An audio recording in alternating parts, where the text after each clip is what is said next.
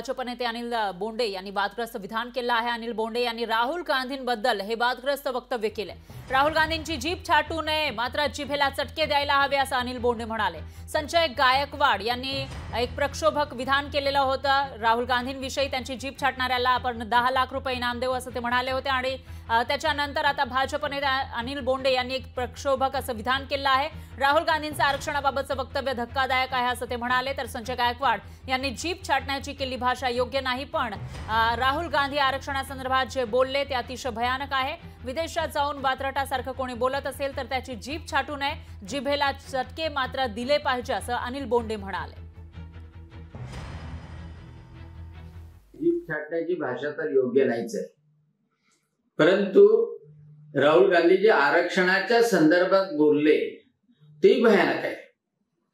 आणि त्याच्यामुळे असं जर विपरीत कोणी बोलत असेल, परदेशात जाऊन वात्रटासारखं बोलत असेल तर जीभ छाटू नये, पण जिभेला चटके मात्र दिले पाहिजे। कारण काय, हे जिभेला चटके अशा लोकांना देणं आवश्यक आहे। भारतामधल्या बहुसंख्यांना जे दुखावतात, त्यांच्या भावना दुखावतात, त्या लोकांना कमीत कमी जाणीव तरी करून दिली पाहिजे। आणि म्हणून जीभ छाटू नये, पण जिभेला चटके मात्र निश्चितच दिले पाहिजे।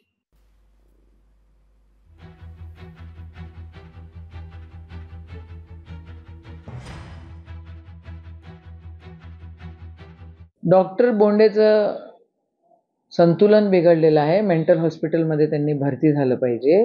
एखादा अडाणी माणूस बोलला तर आपण म्हणू तो अडाणी आहे, हा तर डॉक्टर आहे, बेअक्कल आहे, मूर्ख माणूस आहे, हा याला महाराष्ट्रामध्ये आणि अमरावतीमध्ये दंगल घडवायची आहे म्हणून हे असे वक्तव्य करतोय। तुम्ही जरा खबरदारी राखा देवेंद्रजी, हे तुमचे बुदुकले जरा सांभाळा। तुम्ही फेक नरेटिव्हचे बादशाह आहात आणि तुमचे हे जे कोण चमचे गिमचे आहेत यांना पण तुम्ही सांभाळा। तुम्ही प्रवृत्त करता, महाराष्ट्र तुम्हाला माफ करणार नाही। मूर्ख माणसं आहेत, मूर्ख लोक आहेत। महाराष्ट्राचं संतुलन बिघडवण्याचं काम हे लोक करतायत, यांना अजिबात महाराष्ट्र माफ नाही करणार। राहुल गांधी के खिलाफ एक बहुत बड़ी साजिश हो रही है। उनकी जान को खतरा है। उनके ऊपर हमले के बारे में कुछ लोग सोच रहे हैं, ये मैंने कहा था यहाँ। और आपने देखा होगा कि दिल्ली से लेकर लखनऊ तक और महाराष्ट्र तक ये सभी लोग उस भाषा में बोलने लगे हैं। इंदिरा गांधी जैसा आपका हाल कर देंगे, या आपके पिताजी जैसा आपका हाल कर देंगे।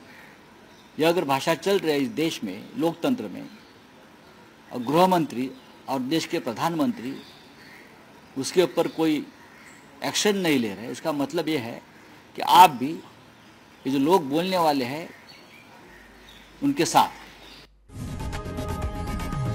लोकशाही मराठी ऐका, पहा, जागरूक रहा।